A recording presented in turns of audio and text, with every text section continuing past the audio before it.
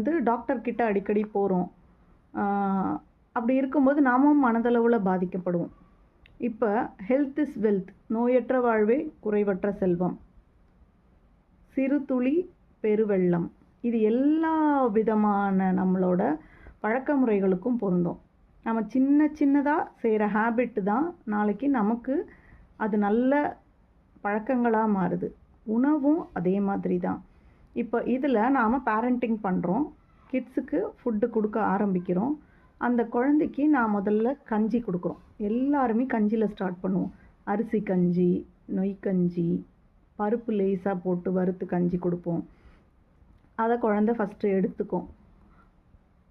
அதுக்கு அடுத்த ஃபுட்டு ஃப்ரூட்ஸ்லாம் சேர்த்துருப்போம். ஏன்னா ஃபர்ஸ்ட்டு நேச்சரோட நாம கனெக்ட் பண்ணுவோம்.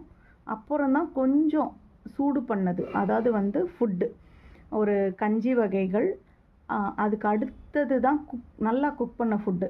ஆவியில வேக வச்ச ஃபுட்டுக்கு போவோம். அதுவே ஃபெர்மென்டட் ஃபுட்டா மாறும். அதுக்கு அடுத்த ஃபுட்டு வந்து இட்லிக்கு அப்புறம் என்ன குடுக்க முடியும்? அப்படின்னு நெக்ஸ்ட் லெவல்ல தான் நாம ட்ரெயின் பண்ணியிருப்போம் குழந்தைய. இப்படிதான் ஒரு கடைசி ஒரு 10 வருடங்கள் வரைக்கும் அப்படிதான் இருந்தது.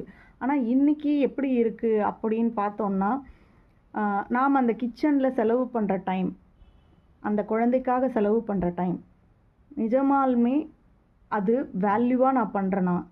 என் குழந்தைக்கு நான் அத்தனை வாட்டி நான் கன்சிடர் பண்ணி அந்த ஃபுட் பேட்டர்னை நான் ஃபாலோ பண்றேனா? அப்படின்றது ரொம்ப நாம திரும்பி பார்க்க வேண்டிய பக்கங்களா இருக்கு.